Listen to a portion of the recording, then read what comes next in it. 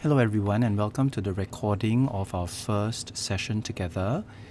Today, this recording will serve as a revision for all of you about the main ideas and supporting details that we've covered in class with text, predators and prey. Now, because some of you may not have been able to make it for our first Zoom session, I'm going to share some of the norms and expectations and rules that we should all abide by whenever we come together online for a meeting. Right? First of all, whenever you log on, please try to rename yourself as your own name, right? Some of you may enter with devices and those device names may be default. So please change the names to your own names, a student's name. Please turn your cameras on. You can see the icon here, right? This tells you that the video is running and I can see your face on the Zoom chat. And your microphone should be off. You can see a red line across the microphone showing me that your sound has been muted. Now that means that your background noise and anything happening in your room will not be transmitted across to disturb the rest of the students during the learning period we have, okay?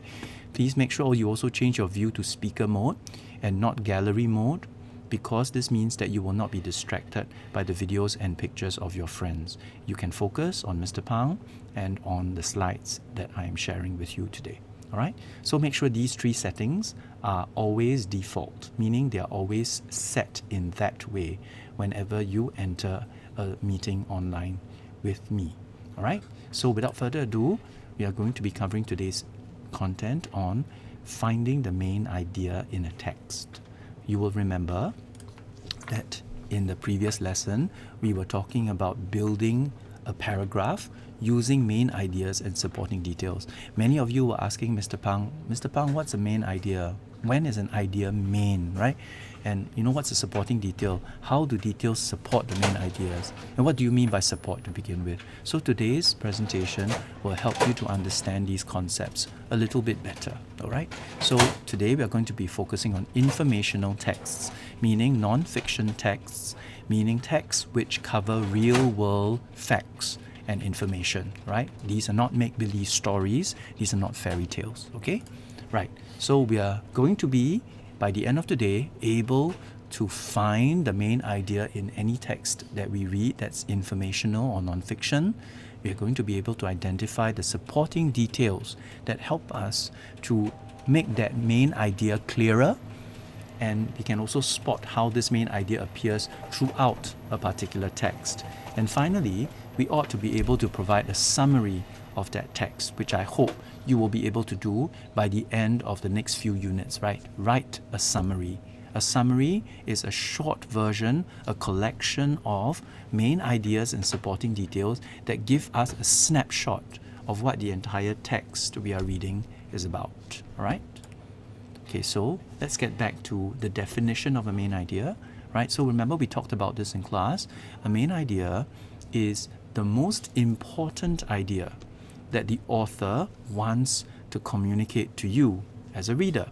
There are many ideas, but the most important idea is going to often be the one that the author repeats and the author reframes or rephrases in different ways, right? So part of the skill of finding the main idea is looking for it in disguise, right? Many times that idea appears in different forms. It's reframed or rephrased by the author in different ways, but it's the same idea, right? So if you find it, then you will know what's truly important in a text that you're reading, okay? So like I mentioned, firstly, something that the author frequently repeats is likely to be a main idea. Something that's really important is going to be repeated. Very much like how if you hear Mr. Pang constantly talk about my favorite or my pet hamster being my favorite, then you will know that the hamster is an important animal to Mr. Pang, right? It may not be to you, but to me,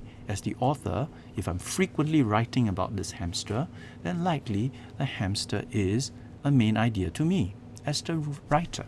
And as the reader, you should be able to spot that it's a main idea to me.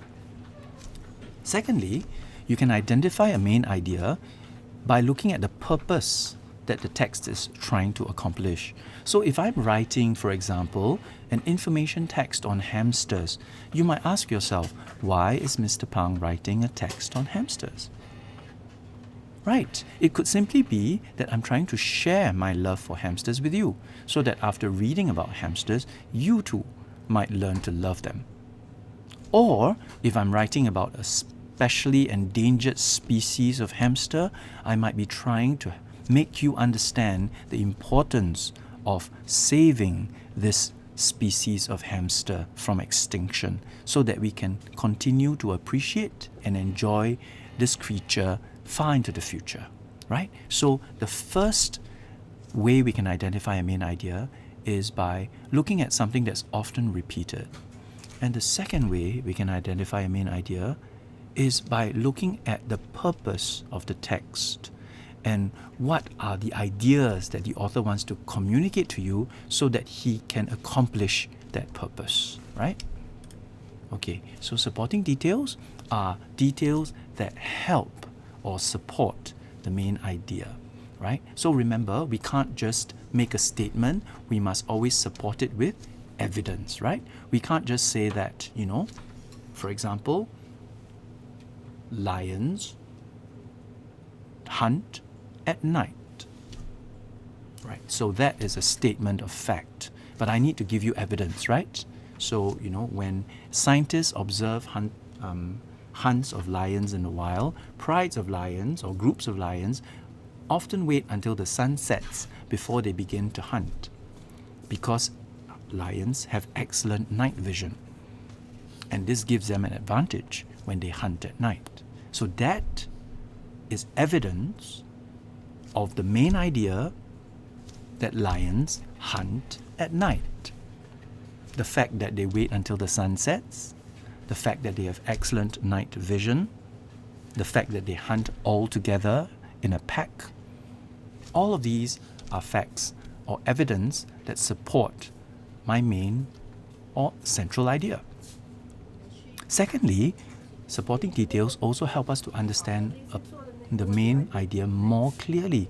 So it helps to explain or gives us more details so that we can fully understand that main idea. For example, when we were talking about lions and how they lived near the Sahara region, giving more details like the fact that the Sahara is actually a desert, and that in the desert there isn't enough water, and therefore lions are able to survive for long periods of time without drinking water.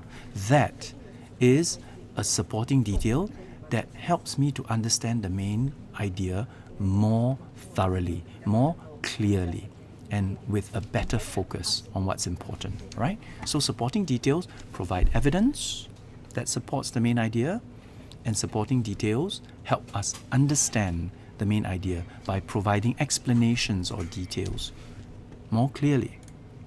Okay, so let's practice. Now in this recording, I will not go through a question and answer session with students because I want to preserve your privacy. So I will simply explain to you how I arrive at the main ideas and supporting details in this passage.